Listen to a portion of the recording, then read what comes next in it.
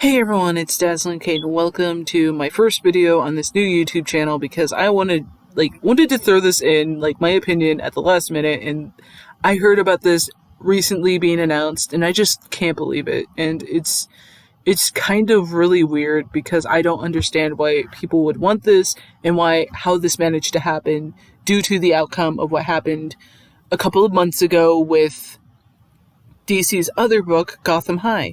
So we're introduced to DC's new attempt at trying to please people, which is trying to put self-inserts in. And this is what I've learned from my friend. This is kind of my first time reading this. My friend kept mentioning that this character was a self-insert of sorts, and I have not seen the person behind this character, so I don't know. I kind of want to see what they look like, but I'm kind of I don't want to see if they're really proud of this. I don't know. I'm just kind of really weirded out by this. Okay, so we're going to be reading this article real quick, and I'm going to throw in my opinion, how I feel about this, and hopefully it helps people understand why I feel this way and junk. So DC introduces gay and overweight daughter of Starfire, and I'm just kind of is that the only important thing about a person, is that they're gay and overweight, nothing else?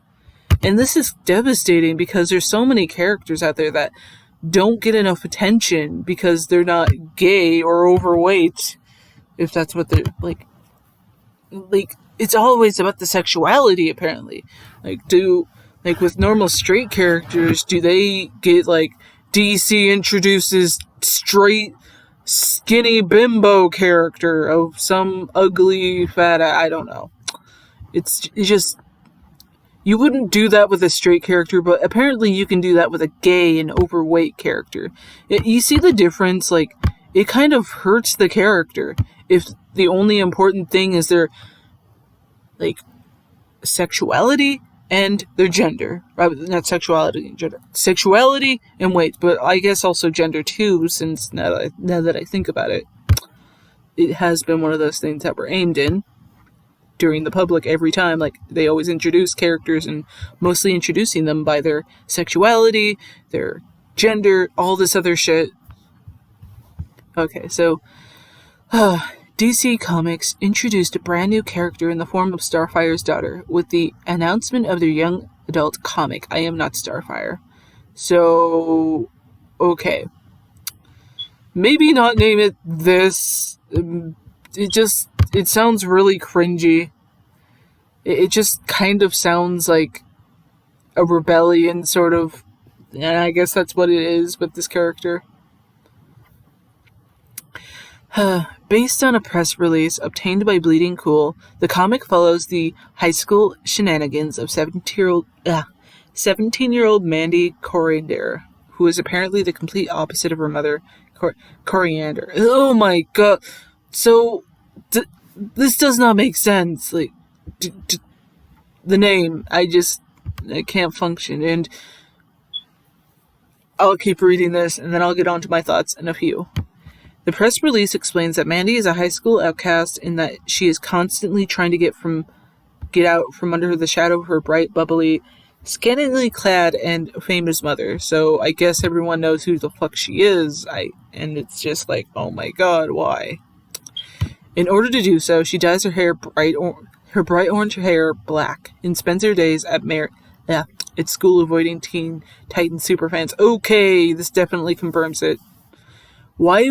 How do these people know who the fuck her mom is? Did her mom just come inside the school and be like, "Hi everyone, I'm Starfire, so you guys gotta look at what I'm saying"? And sorry for my weird Mickey impression. I'm just kind of. This is the irritation I get, and it's just no. I'm just imagining her mom being like, "Hey everyone, you want to have some brownies? I'm also Starfire, so you can have some. And maybe you can be best friends with my daughter." And she's just like, "Mom, no." That's the only probably good thing about this. Maybe their dynamic will be interesting, but I don't like how this feels. I'm getting really bad vibes from this. Oh, God. Oh, God. She also tries to avoid spending time with her mother. Okay, then that's an asshole thing to do, but that's also another teenage thing to do, so I kind of get it. And when she's not doing that, the press release implies that one of the main conflicts of the book is the fact that she walked out of her SAT. I don't think Starfire cares. And the reason why she skipped out on the SAT is that she has plans of moving to France to escape the family spotlight and not go to college. With what money? And I swear, if they say that she's Dick Grayson's daughter, I'm going to be severely disappointed. However, things take a turn when Mandy is partnered with Claire for a school project. The press release states, their friendship develops into something more and a self-confidence unknown to Mandy begins to bloom. Claire seems to like Mandy for being Mandy, not the daughter of Starfire. So yeah, we're confirmed that everyone knows who the fuck she is. And who the fuck her mom is. So this kind of ruins the importance of a secret identity. So good for you. With things on the upswing, it's someone from Starfire's past that disrupts it, and Mandy must finally make a choice. Give up before the battle has even begun, or step into the unknown and risk everything. Finally, the press release concludes by describing the book as a story about mother and daughter relationships, embracing where you come from while finding your own identity, and learning to be unafraid of failing, if it was even failing in the first place. Writer Mariko Tamaki shared Bleeding Cool's article on Twitter, writing, I can finally share the cover of my new DC's GN with the amazing Yoshi Tani. I'm just kind of, I'm not surprised anymore. These definitely are the type of people who don't understand comics. And, yeah. So, what are my thoughts? What are my thoughts on Mandy Koriand'r? Mandy Koriand'r. It's a really shitty name. Like, ooh, I thought it does not add up. If anything, they should have came up with a different, name of sorts to cover up for Koriand'r.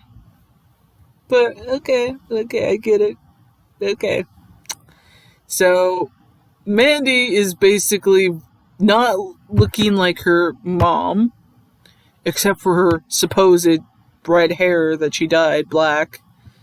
I can't really imagine this character with red hair now, but look at Starfire's skin tone. It's very orange brown. Look at this character. She's pale as fuck. Do you think she is the daughter of Starfire? No. But I guess people just don't understand genetics. Because there's a better example of a Starfire child, which is Mary Grayson. Look. Some of them are very lightly tanned, some of them are fully tanned, but they understand that with genetics, the character is supposed to look a little more tanned. Or not so pale compared to other things. This is what we're getting. This is not what we're getting.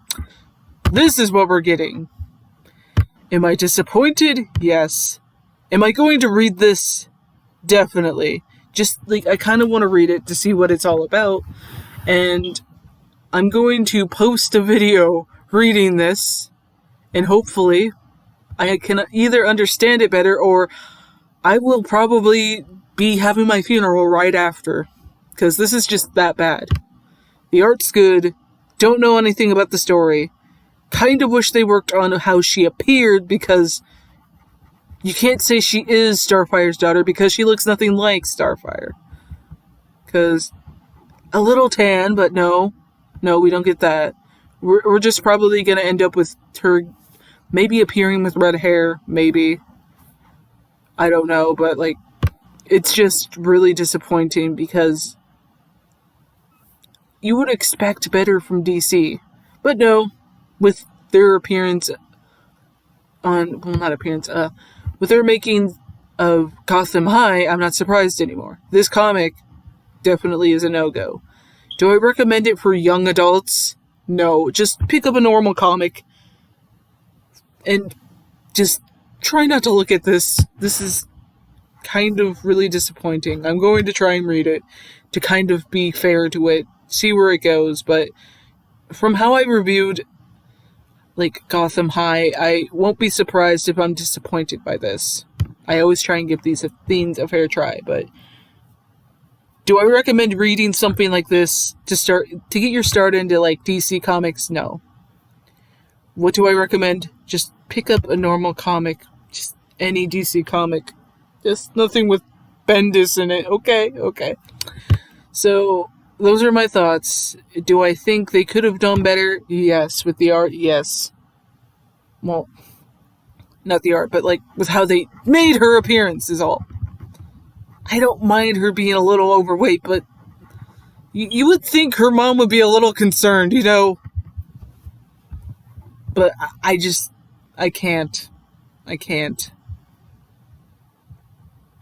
Anyways, this was Dazzling Kate. I really hope you enjoyed this video on my views. I really don't understand why anyone wants to read this, but I'm going to give it a try when it comes out in August.